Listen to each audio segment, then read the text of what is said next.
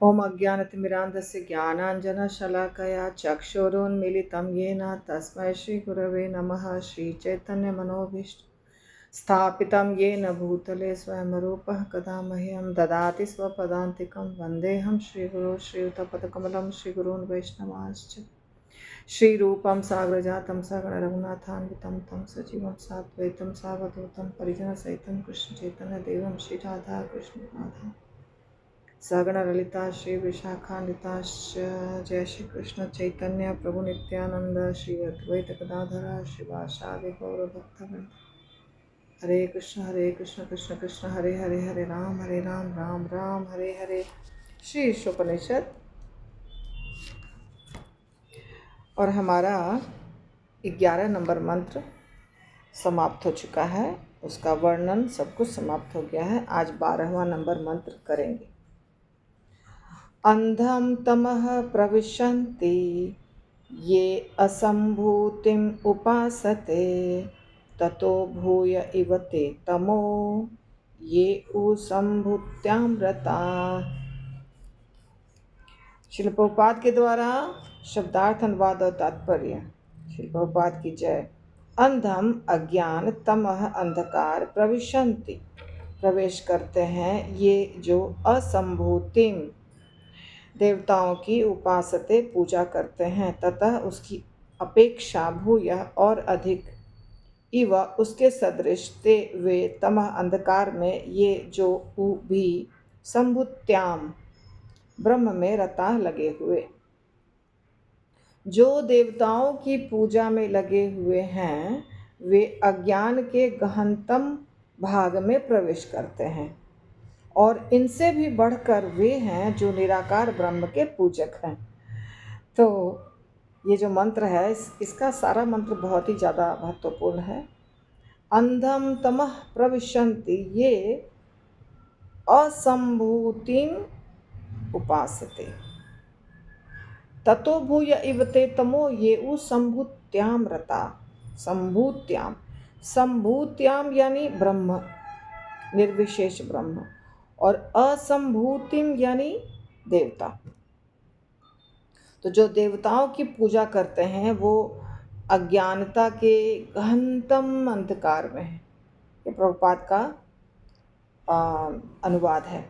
और जो निराकार ब्रह्म की करते हैं वो उससे भी ज़्यादा अंधकार में है। ठीक है। तात्पर्य है असंभूति शब्द उनका सूचक है जिनका स्वतंत्र अस्तित्व नहीं है। संभूति परब्रह्म है जो पूर्णतया स्वतंत्र हैं। भगवद गीता में भगवान कहते हैं, न मे विदुः सुरगणा प्रभवं न महर्षयः अहम आदि ही देवानां महर्षीणां च सर्वशः। संभूति का अर्थ यहाँ बता रहे हैं परब्रह्म यानी भगवान कृष्ण। भगवान कृष्ण और भगवान कृष्ण पूर्णतया स्वतंत्र है। असंभूति यानी जो स्वतंत्र नहीं है। तो कौन स्वतंत्र नहीं है? प्रभुपाद कहते हैं देवतागण स्वतंत्र नहीं है। इसीलिए असंभूति या असंभूतिम का अर्थ प्रभुपाद ने लिखा है देवतागण। ठीक है। परब्रह्म भगवान कृष्ण का ही दूसरा नाम है परब्रह्म, सबसे परम, सबसे श्रेष्ठ। ब्रह्म छोटे छोटे जीव को भी कहते हैं, सबको ब्रह्म कहते हैं। हम सबके अंदर परमात्मा है, तो इसीलिए ब्रह्म। परब्रह्म यानी सर्वश्रेष्ठ। सर्वश्रेष्ठ उसके ऊपर कुछ भी नहीं है। परब्रह्म यानी उनके ऊपर कुछ भी नहीं हो सकता है। तो ये बात के लिए, इस बात को बताने के लिए, समझाने के लिए भगवान कृष्ण ने भगवद गीता में एक श्लोक दिया है। उसमें भगवान कहते हैं, न मे विदुः सुरगणाः, सुर यानी देवता। न मे विदुः सुरगणाः, गणाः का मतलब होता है सब, जितने सारे देवता, ग्रुप। सुरगणाः प्रभवम का मतलब हुआ उनके उत्पत्ति को। न महर्षय ऋषिगण, महर्षिगण, न महर्षिगण मुझे जानते हैं और ना देवतागण मेरे उत्पत्ति को, क्योंकि भगवान की उत्पत्ति के समय तो कोई नहीं था। भगवान की उत्पत्ति हुई ही नहीं है। भगवान शुरू से ही हैं। शुरू से ही मतलब उनका कोई आदि नहीं है। अनादि, अनादि, अनंत, अज, अजन्मा। तो इसीलिए उनके जन्म को, उनका कब जन्म हुआ, कैसे जन्म हुआ, इसको कोई नहीं जानता है। और दूसरा कारण बताते हैं, अहम आदि ही देवानाम महर्षि नाम च सर्वशः। लेकिन सारे देवताओं की उत्पत्ति और सारे ऋषियों की उत्पत्ति मेरे द्वारा हुई है। मेरे उत्पत्ति को कोई नहीं जानता, पर उनके उत्पत्ति को तो मैं जानता हूँ, क्योंकि उनके उत्पत्ति का कारण, स्रोत सब मैं हूँ। तो इसीलिए भगवान कृष्ण पर ब्रह्म है, उनके समान कोई नहीं है, उनसे ऊपर कोई नहीं है। ठीक है। श्रील प्रभुपाद आगे बताते हैं, इस प्रकार कृष्ण उन शक्तियों के मूल हैं जो देवताओं, महर्षियों और योगियों को प्रदान की गई है।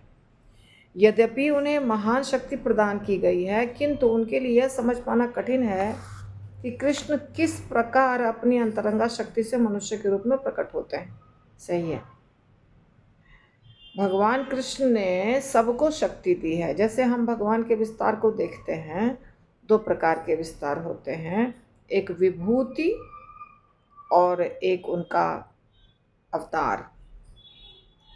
विभूति यानी कम शक्ति, जिनको कम शक्ति दिया है, और जो अवतार होते हैं उनको बहुत ज़्यादा शक्ति दिया है भगवान ने। और अवतारों में भी अलग अलग प्रकार के अवतार हैं। तो विष्णु भी कई प्रकार के विष्णु हैं, पुरुषावतार।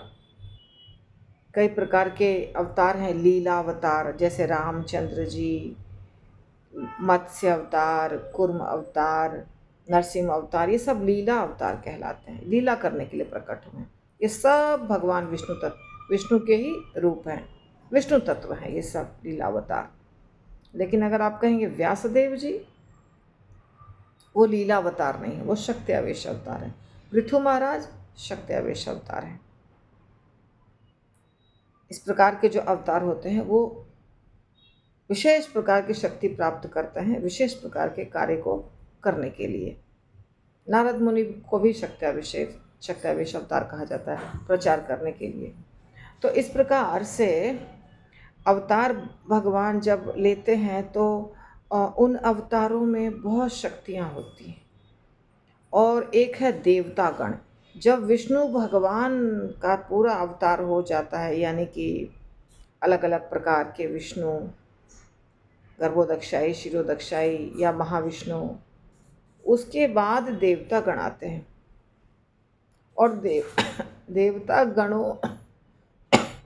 गणों में भी शक्तियाँ रहती हैं जो भगवान देते हैं उनको। ब्रह्मा जी जो हैं वो सबसे बड़े देवता हैं, और ब्रह्मा जी ज़्यादातर जीव तत्व होते हैं, यानी हमारे जैसे जीव तत्व, विष्णु तत्व नहीं है वो, पर उनमें बहुत शक्ति है, शक्ति के मामले में कम नहीं है। फिर ऋषि मुनि, योगी, तपस्वी, साधु, महात्मा, इनमें भी शक्ति होती है, परंतु इनके किसी के भी पास इतनी शक्ति नहीं है कि वो भगवान को जान सके। जब ब्रह्मा जी प्रकट हुए थे कमल के फूल के ऊपर, तो उनको कुछ समझ में नहीं आ रहा था मुझे करना क्या है। अंधेरा अंधेरा, सब जगह पूरा ब्रह्मांड अंधेरा। फिर बाद में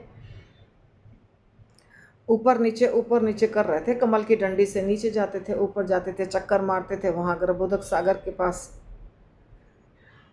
और तब तपस्या करिए ऐसा उनको सुनाई देता है। तो तपस्या करते, फिर भी उनको समझ में नहीं आता है कि कारण क्या है, कहाँ मैं हूँ और इसका स्रोत क्या है। तो झांक कर देखते हैं तो भगवान विष्णु उनको लेटे हुए दिखाई देते हैं। गर्भोदकशाही विष्णु, आपको ये फोटो दिखेगा श्रीमद् भागवतम में, उनको दिखाई देते हैं भगवान विष्णु। तो धीरे धीरे धीरे धीरे भगवान विष्णु उनको ज्ञान देते हैं और उनको पता चलता है कि मैं कौन हूँ और मुझे क्या करना है। ये ब्रह्मा जी की हालत है, बाकी को तो छोड़ दीजिए।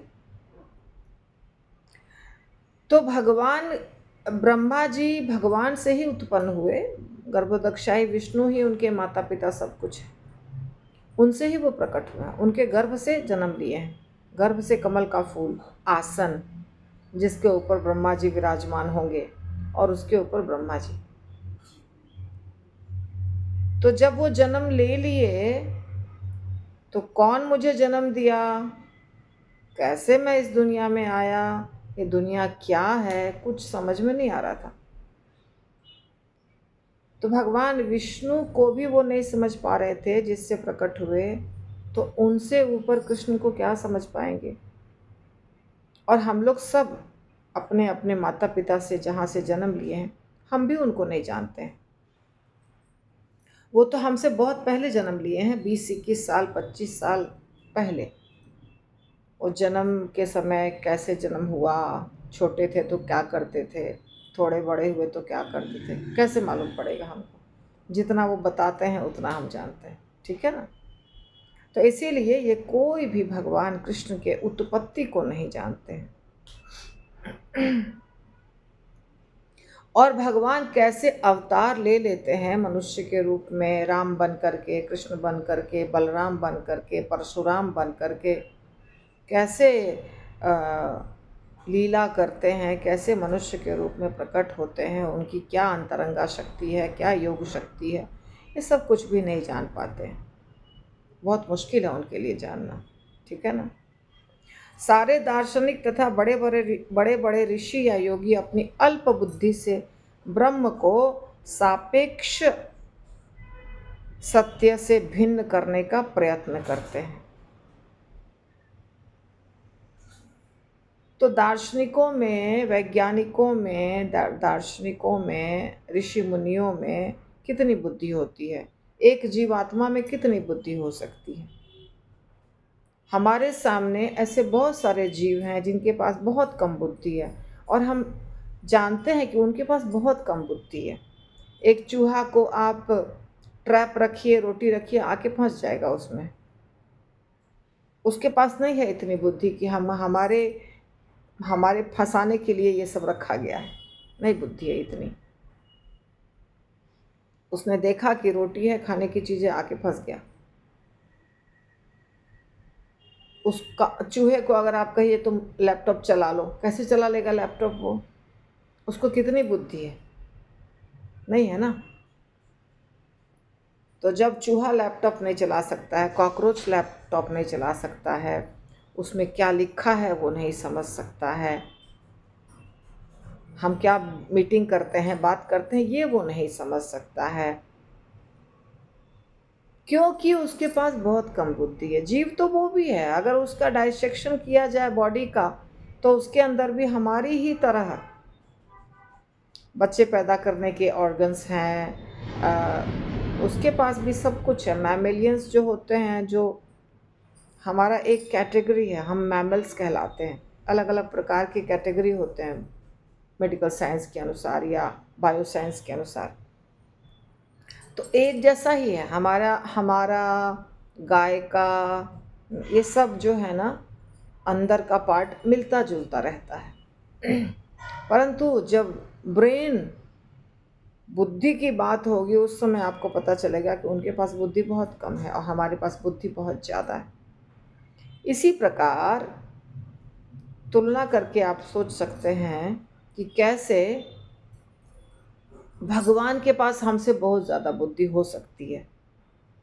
यदि एक छोटे से प्राणी के पास हमसे बहुत कम बुद्धि हो सकती है, यानी कॉकरोच, चूहा, मक्खी, मच्छर, सांप, बिच्छू, वो भी प्राणी है, बंदर, उसके पास हमसे बहुत कम बुद्धि है, हमारे पास उससे बहुत गुना ज़्यादा बुद्धि है, कोई तुलना नहीं है बुद्धि में।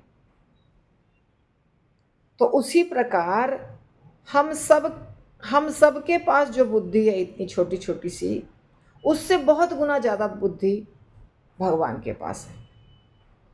और देवताओं के पास भी कम ही बुद्धि है, उनके पास भी कुछ विशेष बुद्धि नहीं है अगर तुलना करेंगे भगवान से। भगवान ने क्या कहा, मेरे एक अंश से पूरा ये भौतिक जगत प्रकट हुआ है या चल रहा है।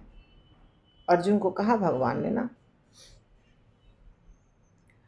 तो प्रयत्न करते हैं जानने का, दार्शनिक प्रयत्न करते हैं भगवान को समझने का, जानने का, ब्रह्म क्या है और सत्य क्या है, प्रयत्न करते हैं, पर प्रयत्न उनका सफल नहीं हो पाता है। क्यों? क्योंकि बुद्धि नहीं है, बुद्धि नहीं है, इससे सफल नहीं हो पाता है। यदि वो सरेंडर करते हैं, समर्पण करते हैं और भगवान खुश होकर के उनको बताते हैं, तो फिर उनको समझ में आएगा। जैसे भगवान कृष्ण चैतन्य महाप्रभु बनकर आए, और चैतन्य महाप्रभु भी हमारी तरह ही एक मनुष्य दिखते थे, हाथ पैर वैसे ही, 2 हाथ 2 पैर है। मगर चैतन्य महाप्रभु के जो शिष्य गण थे, पार्षद गण थे, वो बहुत ज़्यादा समर्पित थे, रूप गोस्वामी, सनातन गोस्वामी। तो चैतन्य महाप्रभु उनको खास करके एक स्थान पर बैठ करके और प्रेम से शिक्षा दी, रूप गोस्वामी और सनातन गोस्वामी दोनों को, दोनों भाइयों को अलग अलग। बहुत दिनों तक 10 दिन तक लगातार सनातन गोस्वामी को दिया है मुझे लगता है, और 1 महीना तक लगातार रूप गोस्वामी को शिक्षा दिया है। और उस शिक्षा में उन्होंने बहुत कुछ बताया कि तुमको क्या करना है, और फिर उसके अनुसार उनके पास शक्ति आई और उन्होंने ग्रंथ लिखे। इसी प्रकार जो उनके बहुत नज़दीक के पार्षद थे, जैसे रामानंद राय, स्वरूप दामोदर, उनको भी बहुत सारी शक्ति दी, जिससे वो बहुत कुछ बता पाते थे। भगवान अभी किस मूड में हैं, भगवान को क्या अच्छा लगता है, क्या नहीं अच्छा लगता है, कौन सा गीत वो सुनेंगे, कौन सा गीत वो नहीं सुनेंगे। ऐसी बहुत सारी चीज़ें चैतन्य महाप्रभु के साथ जो उनका बहुत नज़दीक का लेन देन होता था, तो चैतन्य महाप्रभु के बहुत सारी लीलाओं को वो समझ पाते थे, और वो एकदम नज़दीक होने के कारण चैतन्य महाप्रभु भी उनके साथ बहुत कंफर्टेबल, बोलते हैं वैसा। तो क्यों हुआ ऐसा? क्योंकि वो पूरे समर्पित थे। इसी प्रकार आज भी जो भगवान को पूर्ण रूप से समर्पित होगा, उसको भगवान ज्ञान देंगे। अपने ज्ञान के स्तर से भगवान को कोई नहीं समझ सकता, कोई नहीं, दुनिया का कोई व्यक्ति नहीं। तो इसीलिए कोई दार्शनिक योगी नहीं समझ सकते हैं भगवान को। व्यासदेव जी भी एक राइटर ही थे, पर वो इतनी सारी चीज़ें लिखे। तुलसीदास जी, वाल्मीकि, व्यासदेव जी क्यों लिख पाए? क्योंकि वो भक्त बन गए, वो भगवान को समर्पित हो गए, पूर्ण रूप से भगवान के हिसाब से चल रहे थे। जयदेव गोस्वामी, तो ये लोग जब भगवान को पूर्ण रूप से समर्पित हो गए, तो भगवान ने उनको, भगवान को ज्ञान देने में मिनट भी नहीं लगता है। इच्छा होगी तो भगवान 1 सेकंड में आपको पूर्ण रूप से ज्ञानी बना देंगे। उनका जो दिव्य ज्ञान है, आध्यात्मिक ज्ञान है, वो आपको दे सकते हैं। तो यही समस्या है, इससे उन्हें ब्रह्म का कोई निश्चित चिन्ह तो मिलता नहीं है। कैसे मिलेगा? हम ट्राई करेंगे तो नहीं मिलेगा, कृष्ण कृपा करेंगे तो मिलेगा। सापेक्षता से निषेध बिंदु तक पहुंचने में सहायता मिल सकती है। निषेध के द्वारा ब्रह्म की परिभाषा पूर्ण नहीं हो सकती। ऐसी निषेधात्मक परिभाषाओं से निजी धारणा को बल मिलता है। इस तरह मनुष्य कल्पना करता है कि ब्रह्म अवश्य रूप विहीन, गुण रहित इत्यादि होगा। निषेधात्मक गुण सकारात्मक गुण के सर्वथा विलोम है। अतएव वे भी सापेक्ष हैं। ब्रह्म को इस प्रकार मानने पर कोई अधिक से अधिक ईश्वर के निर्विशेष तेज तक पहुंच सकता है जिसे ब्रह्म कहते हैं, लेकिन भगवान तक नहीं पहुंच सकता।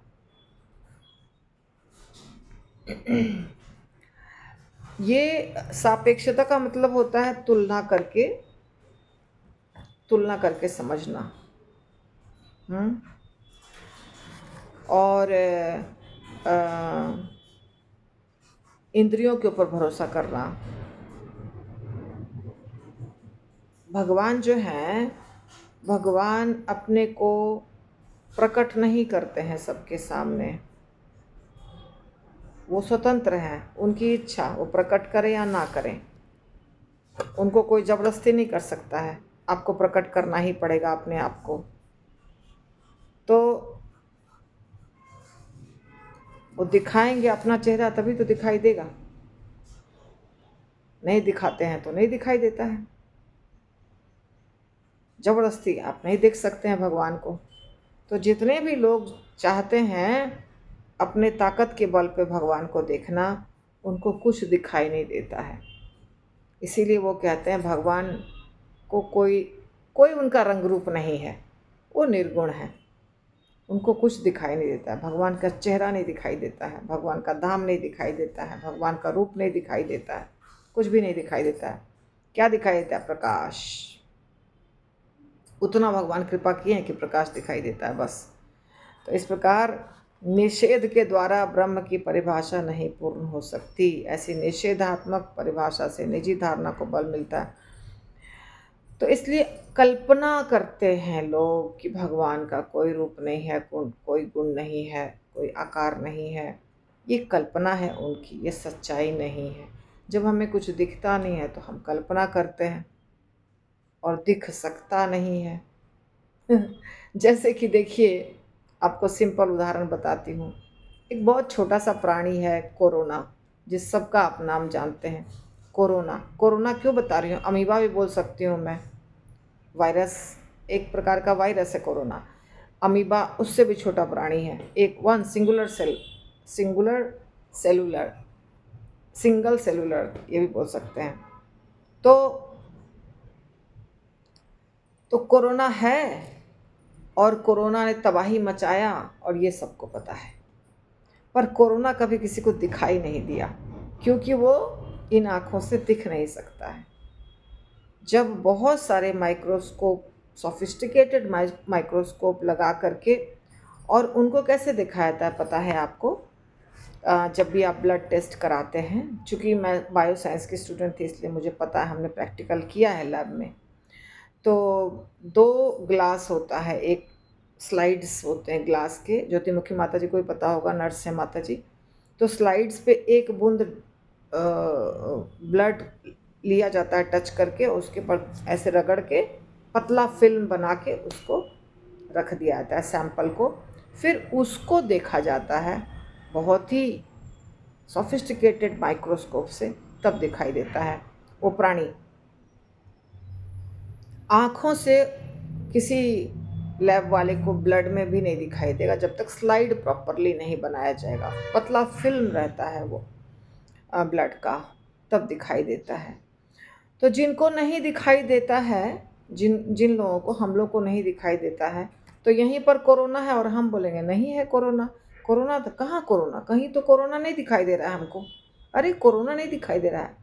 तो टीवी वाले ने, वीडियो वाले ने क्या किया, बना करके खूब सारा बनाया रील्स वगैरह कि हम इसको टच करते हैं तो यहाँ आ जाता है, फिर ये हाथ से हम दूसरे को टच करते हैं तो वहाँ चला जाता है, फिर वो नाक को टच करता है तो अंदर चला जाता है। ऐसे करके समझाने के लिए बनाया, मगर रियल में तो कुछ नहीं दिखता है। एक भी कोरोना किसी को कभी जीवन में दिखा नहीं, पर कोरोना ने अपना काम तो पूरा कर दिया दुनिया में। तो कहाँ दिखाई दिया कोरोना, बताइए? छोटा सा प्राणी है पर नहीं दिखाई दिया ना। तो सब कुछ हमें हमारे आँखों से नहीं दिखता है। इसी प्रकार भगवान भी नहीं दिखते हैं। भगवान को भी देखने का एक प्रोसेस होता है। तभी तो जो चीज़ नहीं दिखाई देता है उसको हम बोलेंगे नहीं है। ऐसा कोई बोल सकता है? कोरोना दिखाई नहीं दिया पर सब लोगों को मानना पड़ा कि कोरोना है, पर दिखाई तो नहीं दिया वो। इसीलिए हर चीज़ दिखाई नहीं देगी, हर चीज़ आपको दिखाई नहीं देगी, पर उसके प्रभाव को देख के मानना पड़ेगा कि वो हैं। भगवान दिखाई नहीं देते हैं, पर भगवान ने जिनको दिखाई दिए हैं वो बोल रहे हैं ना कि भगवान हैं, वो बोल रहे हैं कि भगवान है। जैसे डॉक्टर बोलता है कि टेस्ट में कोरोना आया है पॉजिटिव, तो आपको मानना पड़ेगा। उसी प्रकार ऋषि मुनि महात्मा साधु, उनको भगवान दिखाई दिए हैं, वो कह रहे हैं कि भगवान है, मान लो भगवान है, तो मान लो कि भगवान है। ठीक है, तो आज यहीं तक करेंगे। श्रील प्रभुपाद की जय।